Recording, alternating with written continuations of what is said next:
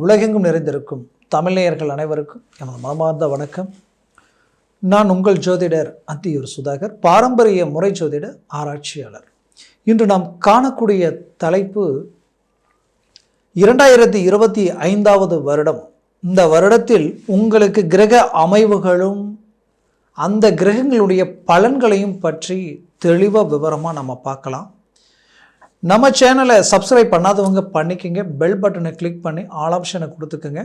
அப்போ தான் அடுத்தடுத்து காணொளிகள் உங்களுக்கு உடனேயே வந்தடையும். அப்போது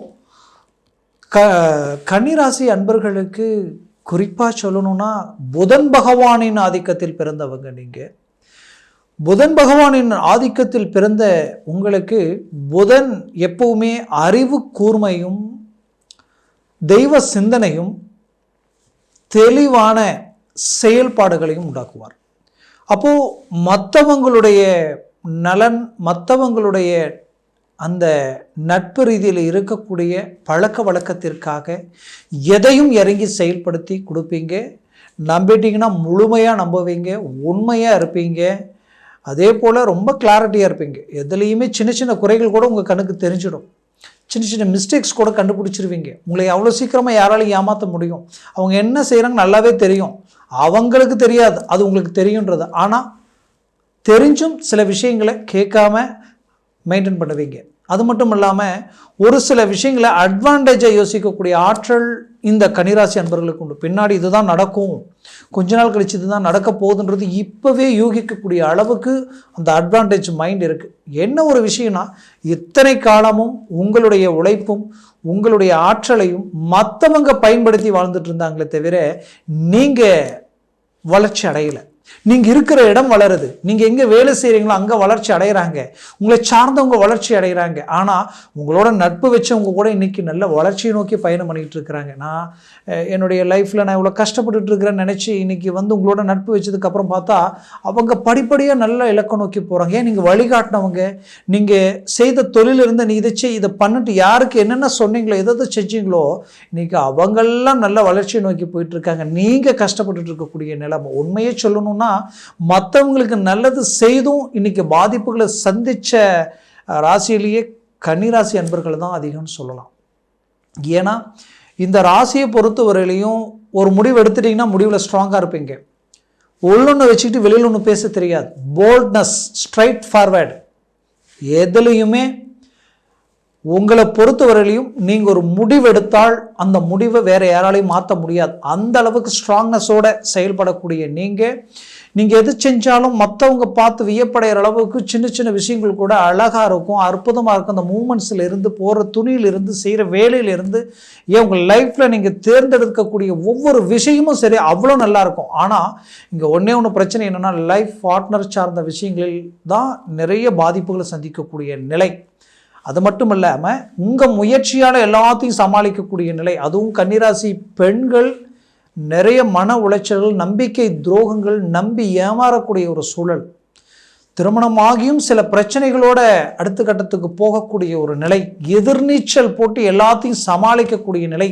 உங்களுக்காக, உங்கள் சந்தோஷத்துக்காக வாழ்கிறத விட்டுட்டு மற்றவங்க பார்வைக்கு, மற்ற உங்களுடைய குடும்பத்திற்காகவே நீங்கள் வாழக்கூடிய நிலைமைக்கு மாறக்கூடிய ஒரு சூழல்கள். அப்போது இது எல்லாத்தையும் கடந்து வந்த கன்னிராசி அன்பர்களுக்கு 2025 வருடத்தில் நிறைய சிரமங்களை கடந்து வந்துட்டீங்க. ஏன்னா நிறைய ஆப்பர்ச்சுனிட்டிஸை உங்கள் முயற்சிகளால் உருவாக்குனீங்க.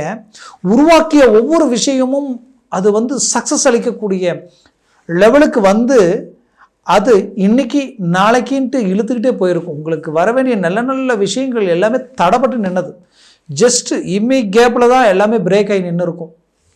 இப்படி சில விஷயங்கள் நம்பி இந்த வருடத்தில், இந்த 2024 வருடத்தில் கிடைக்க வேண்டிய நல்ல விஷயங்கள் எல்லாமே தடைப்பட்டு நின்று போச்சு. இதனால் உண்மையை சொல்லணும்னா, வாங்காத கடனுக்கு வட்டியை கட்டுற மாதிரி நீங்கள் ஆரம்பித்த ப்ராஜெக்டை சரி பண்ணி எவ்வளவோ ரிஸ்க் எடுத்து இன்றைக்கி நிறைய கடனாளியானது தான் மிச்சமே தவிர இதில் எந்த பலனையும் அடையலையன்ற ஒரு மன வருத்தம் உங்களுக்குள்ளே இருந்திருக்கும். இதனால் கொடுக்கல் வாங்கல், வாங்கின இடம், கொடுத்த இடம், எங்க நம்பிக்கை நாணயம் கெட்டுவோன்ற ஒரு பயம், படுத்தா தூக்கம் இல்லை, பல யோசனைகள், பல சிந்தனைகள்ன்ற அளவுக்கு சில மன உளைச்சல்கள். அப்போ இந்த மாதிரியான ஒரு நிலையில் இருந்து ஒரு நல்ல மாற்றங்கள் கிடைக்க என்ன வேணும்னா கிரக பெயர்ச்சிகள் நல்லா இருக்கணும். அது 2025 வருடத்தில் மாபெரும் சக்சஸ்ஃபுல்லான ஒரு விஷயம் என்னன்னு தெரியுங்களா?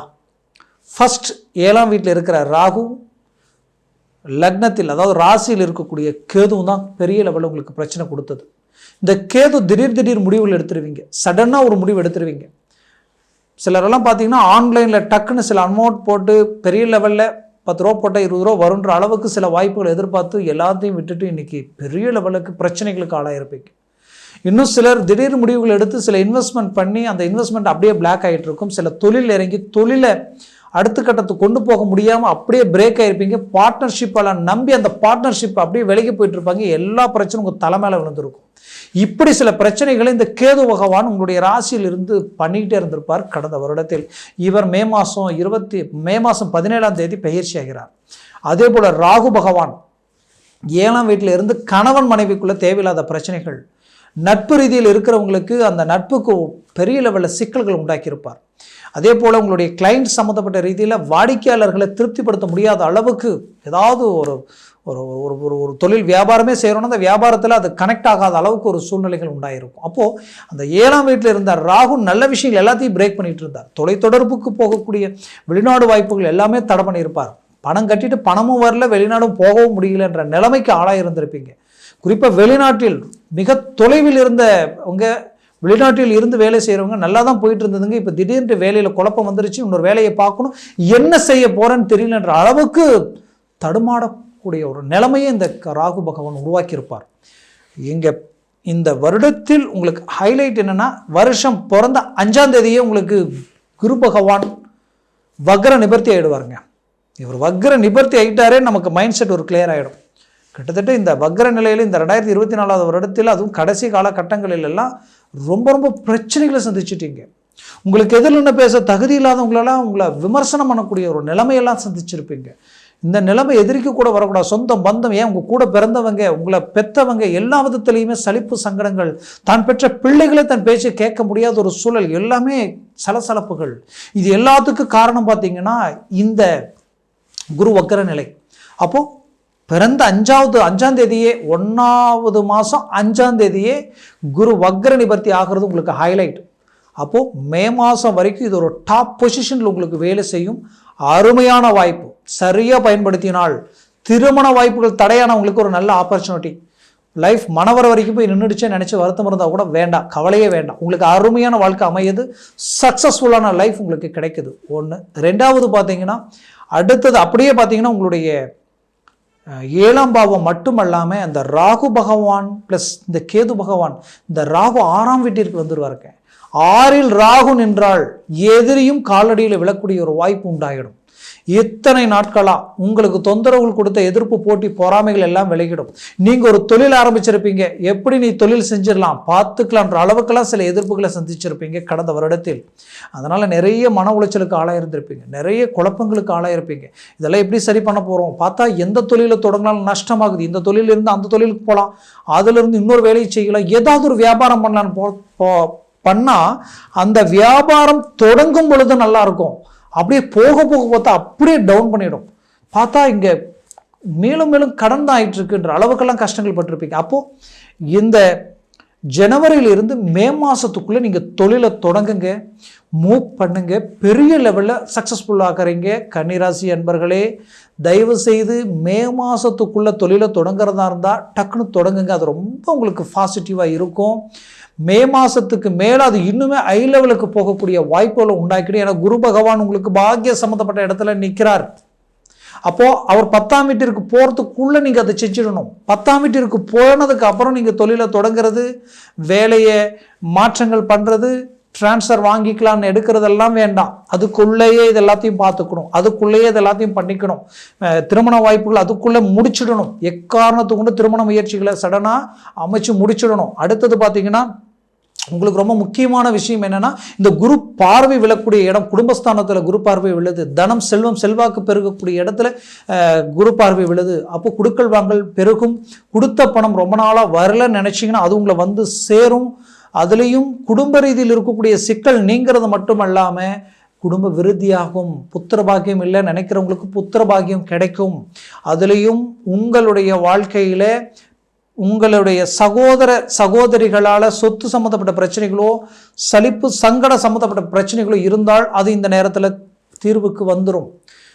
குறிப்பாக கன்னிராசி அன்பர்களுக்கு பூமி வாங்கக்கூடிய அமைவு, வீடு கட்டக்கூடிய அமைவு, சுபகாரியங்கள் சுப விஷயங்கள் நடக்கக்கூடிய தருணமாக இது இருக்க போகுது.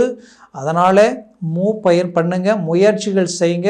மே மாதத்துக்கு மேலே 6ஆம் வீட்டிற்கு வரக்கூடிய ராகு 12ஆம் வீட்டிற்கு போகக்கூடிய கேதுவால் கேது பகவான் என்ன செய்வார்னா 12ஆம் வீடு இல்லையா, வெளிநாடு முயற்சிகள் நான் முதல்லையே சொன்னேன் இல்லைங்களா, அந்த வெளிநாடு முயற்சிகள் நல்லதை உண்டாக்கும்.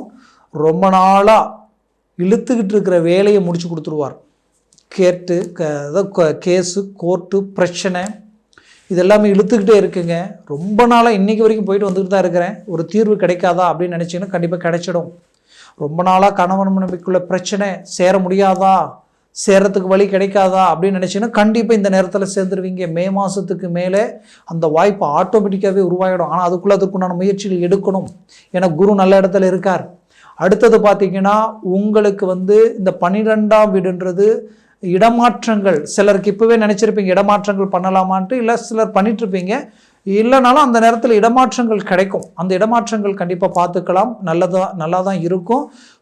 குழந்தைகளுடைய கல்வி ரீதியில் ஒரு நல்ல மாற்றங்கள் பிறக்கும். குறிப்பாக நீங்கள் பெற்ற பிள்ளைகளுடைய வாழ்க்கையில் வேலை தொழில் சார்ந்த பிரச்சனைகள் சரியாயிடும். இந்த 2025 வருடத்தில் அவங்க வளர்ச்சி நீங்கள் பார்ப்பீங்க, பெரிய லெவலில் பார்ப்பீங்க. அதுவும் திருமண வாய்ப்புகள் கைக்கூடி வந்துடும் அவங்களுக்கு. ஆனால் ஏற்கனவே திருமணமாகி அவங்க லைஃபே பிளாக் ஆகி நிற்குதுங்க. அதுக்கு வழிபிறக்கமான கண்டிப்பாக இந்த 2025 வருடம் நான் சொன்ன அந்த ஜனவரி மாதம் 1ஆம் தேதியே அந்த 5ஆம் தேதியே குரு வக்ர நிவர்த்தி ஆயிடுவார். அதுக்கு மேலே மே மாதத்துக்குள்ளே நீங்கள் பேசி முடிச்சிருவீங்க. ஒரு நல்ல ரூட்டுக்கு அவங்கள கொண்டு வந்துடுவீங்க. அந்த வாய்ப்பு உங்களுக்கு கிடைக்கும். கன்னிராசி அன்பர்களுக்கு சிலருக்கு ரொம்ப நாளாகவே நரம்பு சம்மந்தப்பட்ட பிரச்சனை இருந்திருக்கும். நரம்பு பிளாக் ஆகிறது, பெயின் அதாவது ஜாயிண்டில் ப்ராப்ளம், இந்த மாதிரியான பிரச்சனைகள்லாம் சந்திச்சிருப்பீங்க. இதெல்லாம் சிலருக்கு தலைவலி வரைக்கும், சிலருக்கு கண்ணு பிரச்சனை வரைக்கும் வந்திருக்கும். இந்த பிரச்சனைகளுக்கெல்லாம் ஒரு தீர்வுகள் கிடைக்கக்கூடிய தருணமாக இந்த 2025 வருடம் இருக்கும். ஏன்னா கிரகங்களுடைய அருமையான பார்வைகள் உங்களுக்கு ரொம்ப நல்லா இருக்குது.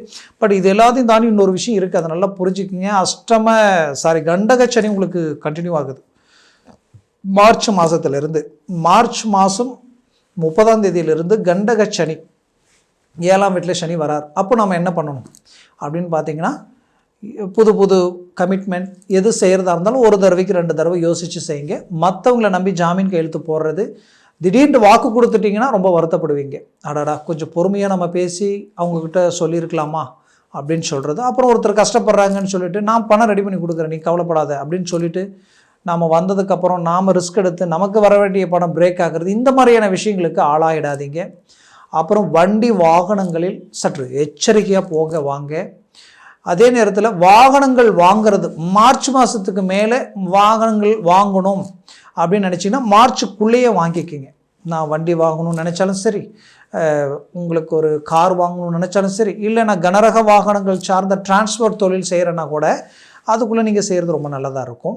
இருந்தாலும் உங்களுடைய ஜாதகத்தில் திசாபுத்திகள் ரொம்ப முக்கியம். அது இன்னும் ரொம்ப பாசிட்டிவாக இருந்தால் பெரிய லெவலில் சக்ஸஸ்ஃபுல் கொடுத்துரும். பட் அது ஒருவேளை உங்கள் லக்ன மாறுபாடுனால, ஒருவேளை உங்களுடைய லக்னம் இன்றைக்கி வந்து பார்த்திங்கன்னா ஒரு கடக லக்னமாக இருந்துருதுன்னு வச்சுக்கங்களேன், குரு 12ல் மறைஞ்சிருவார்.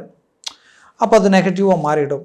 அதே சமயம் பார்த்திங்கன்னா உங்களுக்கு ஒருவேளை மீன லக்னம் ஆகிடுதுன்னு வச்சுக்கோங்க, ஜென்ம சனி அந்த இடத்துல வந்து நின்றுடும். அப்போது இந்த லக்னத்தை பொறுத்து ட்ராப் ஆகிடும். அதே உங்களுடைய லக்னம் ரிஷப லக்னமாக இருந்துட்டா டாப் பொசிஷனில் வேலை செய்யும், பெரிய லெவலில் சக்ஸஸ்ஃபுல். உங்கள் லைஃப்லேயே இந்த வருடம் உங்களால் மறக்க முடியாது, அந்த அளவுக்கு அந்த லக்னம் வேலை செய்யும். இப்படி லக்னத்தை கொண்டு சில மாற்றங்களும் மாறுதல்களும் நிறைய இங்கே இருக்குது. அது மட்டும் இல்லாமல் சர்வாஷ்ட வர்க்கத்தில் இந்த பலன்கள் எத்தனை இருக்குன்றது பொறுத்தே அதனுடைய பலன்கள் மாறுபடும். அதனால் ஜனன ஜாதகத்தில் பார்த்து எந்த ஒரு முடிவு எடுத்தீங்கன்னா பெரிய லெவலில் அந்த சக்ஸஸ்ஃபுல்லாக நீங்கள் சந்திக்கலாம். ஆக அப்படி உங்களுடைய ஜனன ஜாதகத்தை பார்க்கணும்னு நினச்சிங்கன்னா கீழே இருக்கக்கூடிய கான்டாக்ட் நம்பருக்கு கால் பண்ணி முன்பதிவு செய்து வாட்ஸ்அப் மூலமாக ஜாதகத்தை அனுப்பி தெளிவாக விவரமாக கேட்டு தெரிஞ்சு அதை சார்ந்த முயற்சிகள் முடிவுகள் எடுத்திங்கன்னா பெரிய லெவலில் ஒரு மாற்றங்கள் உங்களுக்கு கிடைக்கும். இந்த 2025 வருடம் மாபெரும் திருப்பமாகவும் வளர்ச்சி மேன்மைகளுடன் வளத்துடன் நீங்கள் வாழ எமது மனமார்ந்த வாழ்த்துக்கள். நன்றி, வணக்கம். மீண்டும் சந்திக்கலாம்.